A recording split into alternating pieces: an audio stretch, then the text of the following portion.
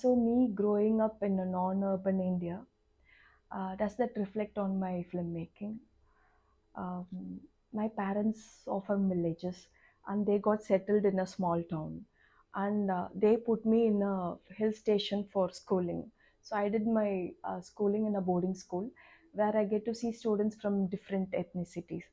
Um, so I was always fond of their cultures, and the differences always excited me.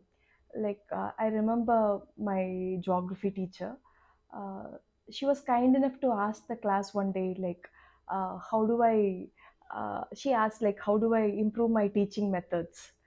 um, each student had something to say, and I told her, um, like, ma'am, you teach us about the different climatic conditions and cultivation and so on. Like, could you please tell us more about their people's lifestyle and life experiences, so that we remember it more in an endearing way, so it helps us to remember in a better way. So she was actually, I mean, she didn't expect anyone to ask for that, and she rolled her eyes and you want me to say all that. So yeah, what I meant is, like, I'm always fond of you know uh, the roots of different people and different cultures. So that fascination is what I think helps me to portray. See, I have like a lot of travel stories, and as I get to make those films, you will know like why I'm talking about all this. So, and to answer the question, yes, I think hopefully, me growing up in a non-urban India, I hope it reflects on my films. I'd be happy if it reflects on my films.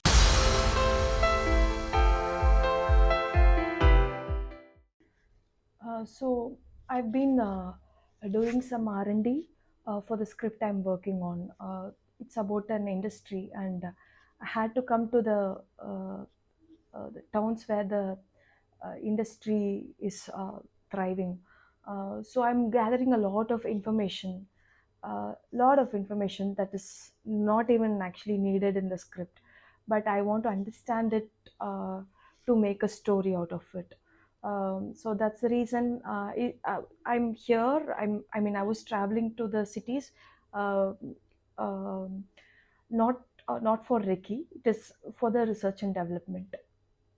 Um, I because when you travel to a new town, it's like you're almost blindfolded and you know nothing about it, and slowly you get to meet people and they try to help you.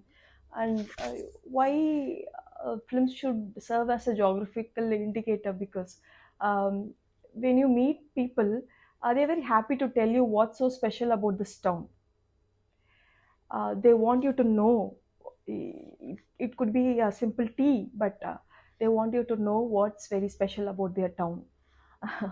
So it's very nice, no, to gather those information and add it along uh, in the stories we make, in the stories we tell. I think those little details will help, and it will also, it's more than a personal joy, I would say.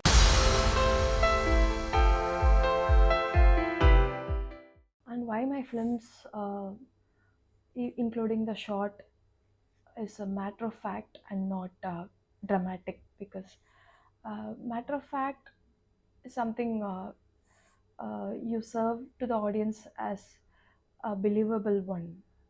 The sorrowness, it hits us in parts, in waves. Um, so we always think that we've gotten over something, but then a simple thing could remind you of the event or a person. So I think that that realistic touch is what a matter of factly means. Uh, because being melodramatic could be unusual even for a person. I'm not that melodramatic. Like, to cry in sadness, I cry alone. But if something is so beautiful, I the tears automatically, I tear up in the stories we make, in the stories we tell. I think those little details will help, and it will also, it's more than a personal joy, I would say.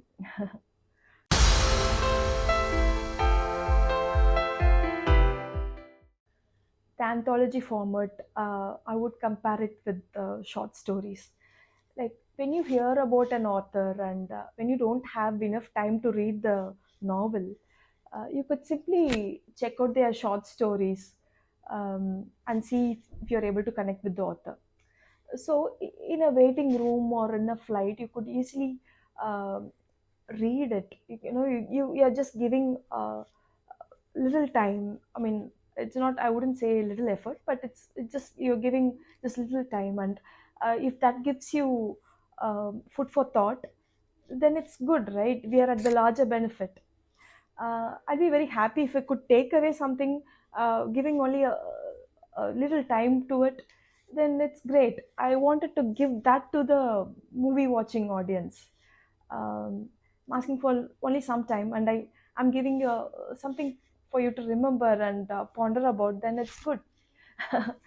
So I think that's a interesting format, and I was lucky to do Silakarpati actually.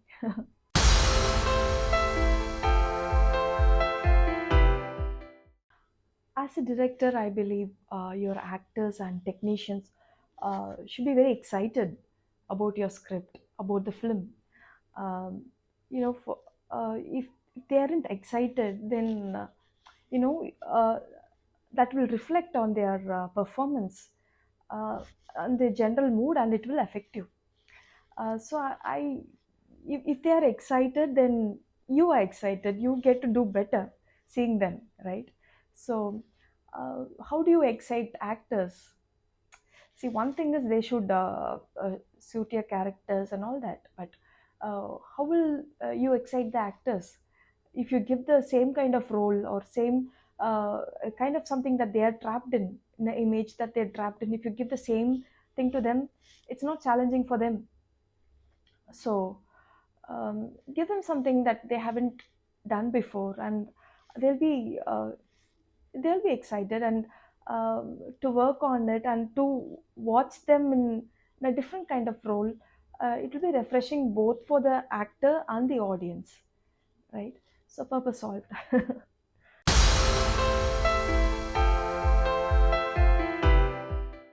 It's a very very interesting question, because I always want to protect the uh, younger Halitha.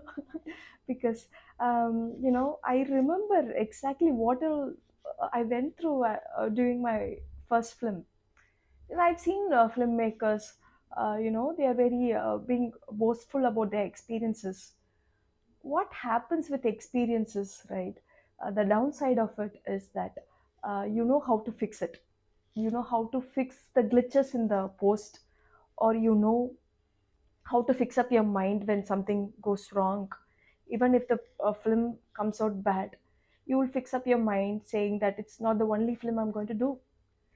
I have a lot more others in my bag. I'm going to eventually correct it in my next films. So that's what experiences tell you. No, just ignore it and go ahead. So I don't want to be that experienced person. Whereas first time filmmaker, uh, uh, they will have that fire. They will have, they they can never accept mistakes, because they will have that strong urge to prove themselves. People should take them seriously, right? So that urge should be alive. And I made sure, because like, you always know that unheard melodies are sweeter, right? So unheard voices as filmmakers are greater, I believe, because uh, we know the filmmakers here, we know what kind of stories they have done, what kind of films it's there. But the freshest voices that we are yet to be heard, yet to be seen, right? I want to compete with that voice. So I'll need to upgrade myself. you know I don't want to become stale. Whatever the life experiences is new, right? as days goes by, our experiences are new. We get to experience new things, and as a storyteller or a filmmaker, I always want to compete with the new voices. Is what I mean. To compete with the new voices, I will have to preserve the younger version of me, younger Halitha, who wanted to, you know, who wanted the world to hear her.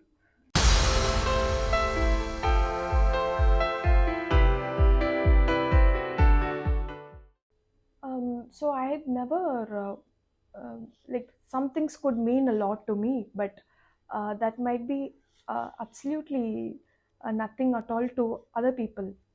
Maybe I faced that during the initial stages, but now I think uh, people take me quite seriously. At least the ones I work with, they know that I will do something for a reason.